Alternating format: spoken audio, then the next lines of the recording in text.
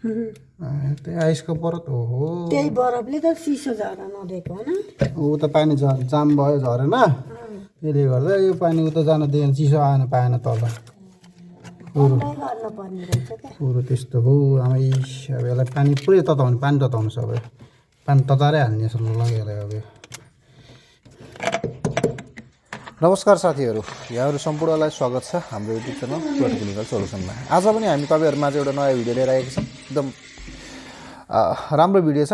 यो चाहिँ हो हाम्रो एलजीको डबल डोर फ्रिज एक्सप्रेस कुल डबल डोर फ्रिजको भिडियो हो, जसमा चाहिँ के छ भन्दा माथिपट्टि एकदमै राम्रो चिसो दिइरहेछ जुन चाहिँ फ्रिजरमा चाहिँ, र तलपट्टि चाहिँ हाम्रो रिफ्रिजरेसन पार्टमा चाहिँ तलपट्टिको जुन चाहिँ सब्जीहरू राख्ने पार्टमा चाहिँ कति पनि चिसो छैन।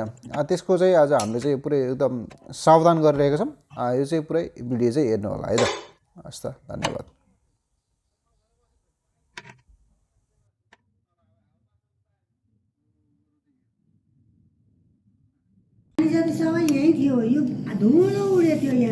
बरफ जमेको थियो होइन राम्रै तलपट्टि चाहिँ चिसो यहाँ बरफ जम्यो तलपट्टि पुरै सर्लकै पानी सर्लकै आएछ पुरै जम्यो अनि धुलो उडेको के हावा तपाईँहरू चाहिँ हेर्नु सक्नुहुन्छ पछाडिपट्टि पुरै पनि पानी झरेको छैन, यो पुरै जाम रहेछ। हामीले चाहिँ हेऱ्यौँ यो जाम छ यो। यसले चाहिँ अब हामीले सुरुबाट डायग्नोसिस गर्छौँ है, यसलाई चाहिँ कसरी के छ यसमा समस्या हेर्छौँ है त। हामीले चाहिँ माथिपट्टिको चाहिँ कभर खोल्यौँ, जुन चाहिँ फेन साइड हुन्छ त्यो फेनलाई चाहिँ हामीले बाहिर निकालेर हेरेपछि माथिपट्टि चाहिँ एकदम यो कुनै पनि आइस थिएन है, जुन चाहिँ यो फिन्जरमा आइस थिएन, जुन चाहिँ अब हामीले अब यसमा चाहिँ लागेको हाम्रो यहाँ चाहिँ हेर्दाखेरि खासै समस्या चाहिँ के छ भन्दा हाम्रो आइस जमिया हो। त्यो उतापट्टि देख्नुहुन्छ नि तपाईँले जुन चाहिँ फेनबाट हावा जाने ठाउँमा एकदम राम्रोसँग आइस जमिन्छ। अब चाहिँ हामीले यहाँ लगाएको कम्पोनेन्टहरू चाहिँ हाम्रो फ्युज, त्यस्तै गरी हिटर, त्यस्तै गरी हाम्रो बायोमेट्रिक रिले चाहिँ हामीले चेक गर्छौँ है त बिस्तारै बिस्तारै। त्यसपछि चाहिँ तपाईँहरूले हेर्नु होला। सुरुमै अब यसमा चाहिँ फिन्जमा चाहिँ चिसो छ, त्यो भएको हुनाले चाहिँ अब हाम्रो चाहिँ बायोमेटल चाहिँ चेक गर्न चाहिँ सहिलो हुन्छ। फर्स्टमा चाहिँ तातो पानी हाल्नभन्दा अगाडि चाहिँ पहिला चाहिँ बायोमेटल चेक गर्नुपर्छ है त, जसमा चाहिँ के हुन्छ भने चिसो जस्तै -5 डिग्री सेल्सियसमा चाहिँ बल्ल यो बायोमेटल रिले चाहिँ के हुन्छ, यसले चाहिँ आफ्नो कनेक्सन चाहिँ कनेक्टिभिटी चाहिँ यसले चाहिँ अन गरिदिएको हुन्छ। यदि तातो छ भने बायोमेटरले चाहिँ राम्रोसँग चेक गर्न सकिँदैन, त्यही भएर चिसो थियो हामीले चाहिँ यसमा चेक गऱ्यौँ है त। यहाँ चेक गऱ्यौँ, चेक गर्दाखेरि बायोमेटल र फ्युज चाहिँ हाम्रो यहाँ देख्न सक्नुहुन्छ। मैले चाहिँ चेक गर्दैछु, अलिकति क्यामेरा एङ्गल मिलेन, हेर्नुहोस् है त। टोट्ट गरेर कराउँछ बायोमेटल र फ्युज चाहिँ एक घन्टामा चेक गर्दाखेरि चाहिँ हेर्नुहोस्, ल हेर्नुहोस् अब टयाँ गरेर कराएको छ नि, त्यो भनेको हाम्रो चाहिँ बायोमेटल ठिक छ। त्यस्तै गरी हाम्रो अर्को फ्युज पनि हाम्रो के छ, ठिक छ। यसै गरी हामीले अब के गर्छौँ भन्दा यो दुइटा ठिक छ भने अब हामीले के गर्छौँ, अब हाम्रो पालो हो हाम्रो हिटर चेक गर्ने पालो है त। हिटरमा चाहिँ हाम्रो लगभग हाम्रो 500 ओम्स चाहिँ हाम्रो हिटरमा चाहिँ आउनुपर्छ है। त्यो हिटर चेक गर्छौँ। हिटर चेक गरेपछि अब यदि हिटर ठिक छ भने पनि हाम्रो के छ, यो भित्रपट्टिको कम्पोनेन्टहरू सबै के छ राम्रो छ भनेर हामीले चाहिँ थाहा पाउँछौँ है त। त्यसपछि अब हामीले चेक गर्दै जान्छौँ बिस्तारै, हेर्नुहोस् होला।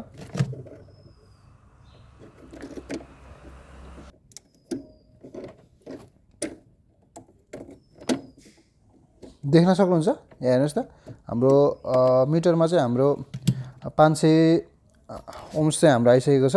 त्यस्तै गरी अब हामीले हेरौँ यसलाई चाहिँ निकाल्नुभन्दा अगाडि चाहिँ यो जुन चाहिँ फिन्जहरू निकाल्नुभन्दा अगाडि चाहिँ तातो पानी हाल्नुहोस् होला है त। नत्र भने चाहिँ किनभने हाम्रो पाइपहरू चाहिँ भाँचिन सक्छ, जसबाट चाहिँ हाम्रो ग्यास लिकेज भयो भने अर्को अझै अर्को चाहिँ हाम्रो पुरोमा आउँछ समस्या आउँछ, जाम भयो झरेन जस्तो यहाँ पुरै सर्लकै पुरै आइस जान दिएन, चिसो आएन पाएन तल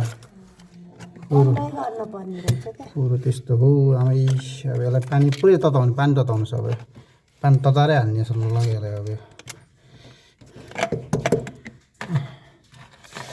यस्तो समस्या हुन्छ।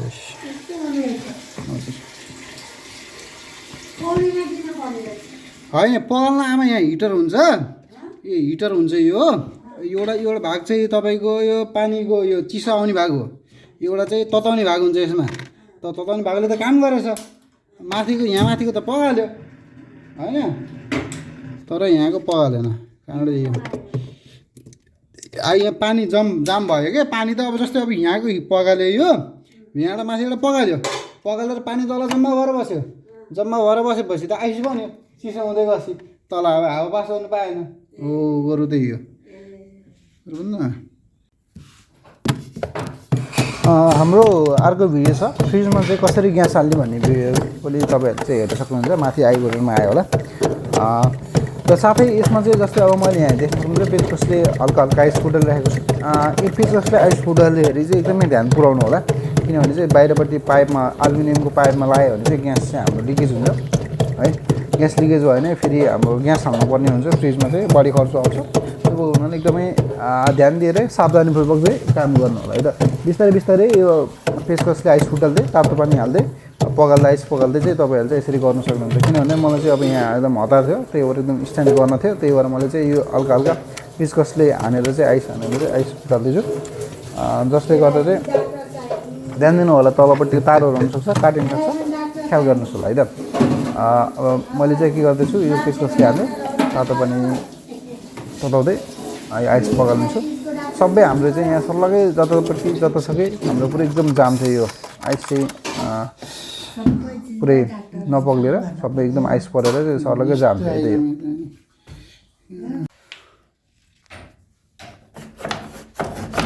हेर्न सक्नुहुन्छ यहाँ चाहिँ तलपट्टि जुन चाहिँ हाम्रो ट्रे हुन्छ पानी राख्छ त्यसमा चाहिँ पानी आएन भने पनि समस्या हुन्छ त्यही भएर हामी चाहिँ अब हाम्रो एउटा लौरोले मजाले चाहिँ खोजिरहेको छौँ है त लौरो खोज्दा पनि आएन त्यही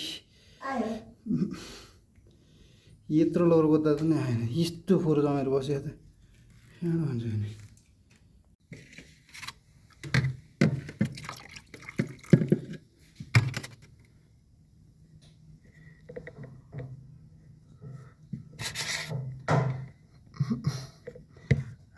थु केही गरेँ चुहे तल चुह्यो भने बल्ल हुन्छ कि आइस प्लग नभएसम्म आइस प्लग यो पोहोरले ब्लक गरिदियो पानी अनि त्यहाँबाट पानी जानु नगएपछि त यहाँ चिसो भइहाल्छ चिसो भएपछि बरफ जमिहाल्यो होइन सेतो भयो हेर्नुहोस्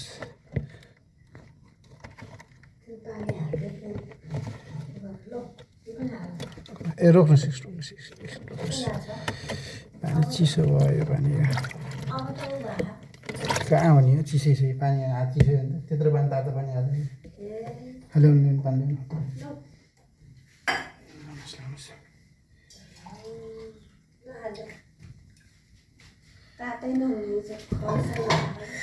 मेरो हात पोल्यो बोल्यो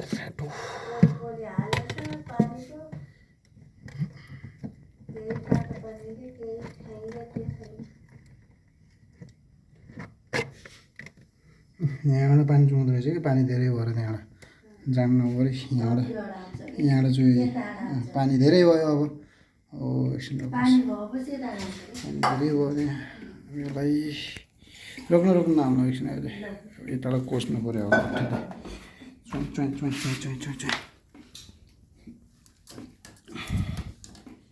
यसरी कुदाउने आयो नि तिल हो कि के को तिल होला यो यस्तो भित्र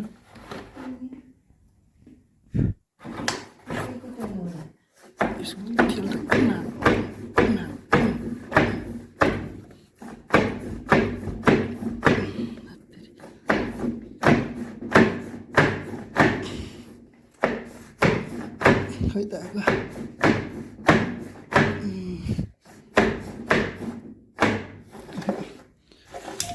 छैन मुर्गै झऱ्यो नि के झर्दो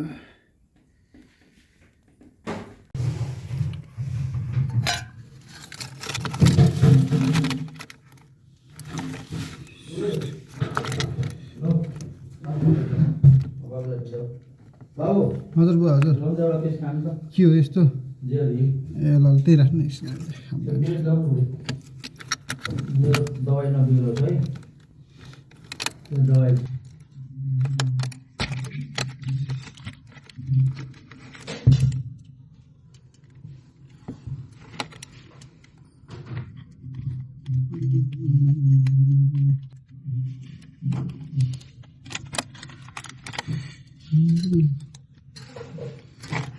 तार पनि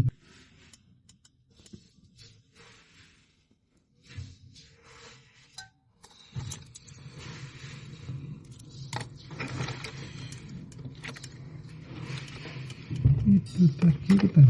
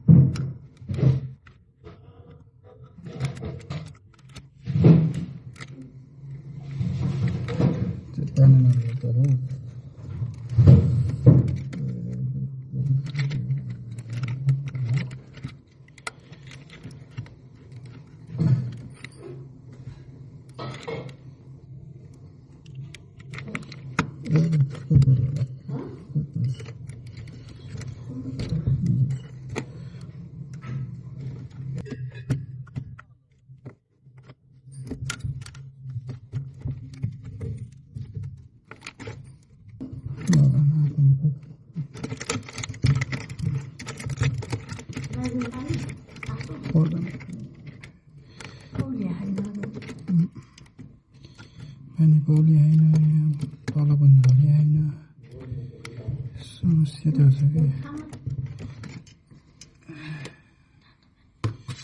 जता पनि मात्रै हात लगाउने सट्ट झरो सुनेर हो पानी चाहिँ झरेन त